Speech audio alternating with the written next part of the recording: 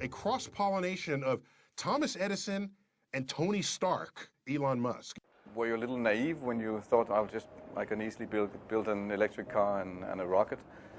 I didn't think it would be easy. Like I said, I thought they would probably fail. But you know, like creating a company is almost like having a child. So it's sort of like, how do you say your child should not have food? So once you have the company, you have to feed it and nurse it and take care of it, even if it ruins you. Yeah.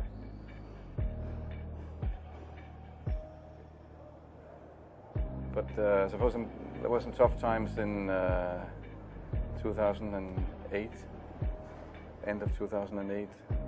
How did you get through that period of crisis? Yeah. Can we just break for a second? Sure, of course. Yeah. You want to wait a little while? Yeah, I sure hope it was worth it. Sure hope so. Sure hope it was worth it. It's everything. And I was borrowing money from friends to pay the rent. Well, I mean, Tesla really faced a severe threat of death due to the Model 3 production ramp.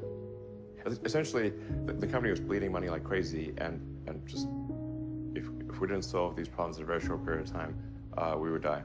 And it was extremely difficult to solve them. How close to death did you come? Within single-digit weeks.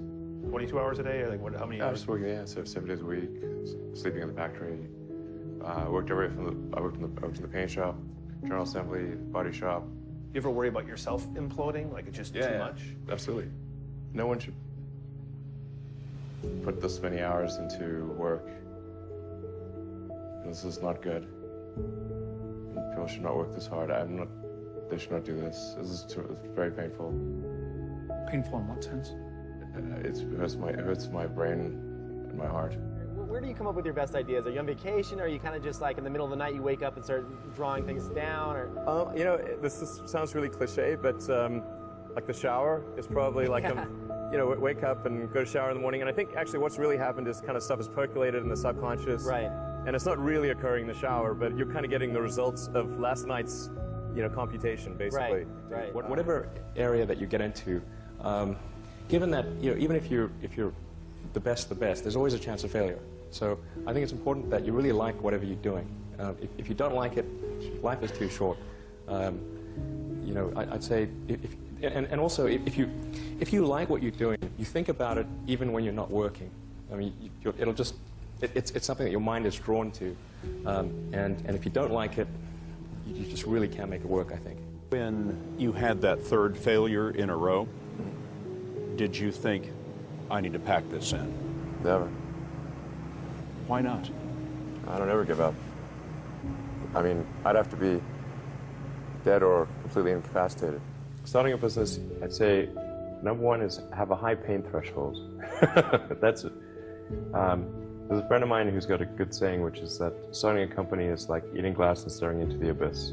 Okay, that's generally what happens, because when you first start a company, there's lots of optimism and things are great, and then so happiness at first is high. Then you encounter all sorts of issues, and happiness will steadily decline, and then you'll go through a whole world of hurt.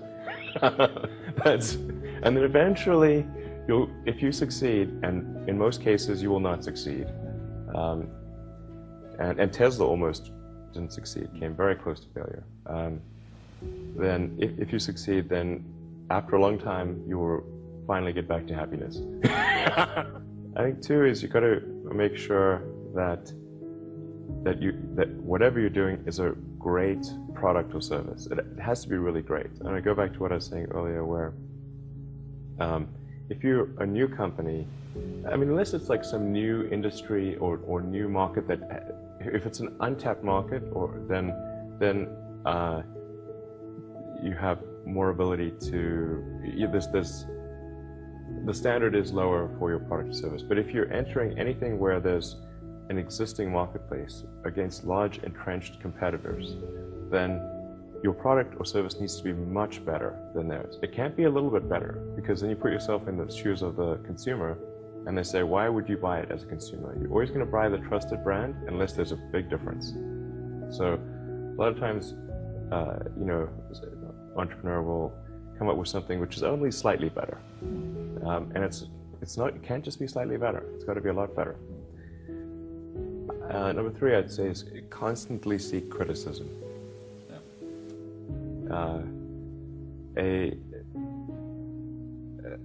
A well thought out critique of whatever you're doing is as valuable as gold. And you should seek that from everyone you can, but particularly your friends. Usually your friends know what's wrong, but they don't want to tell you because they don't want to hurt you.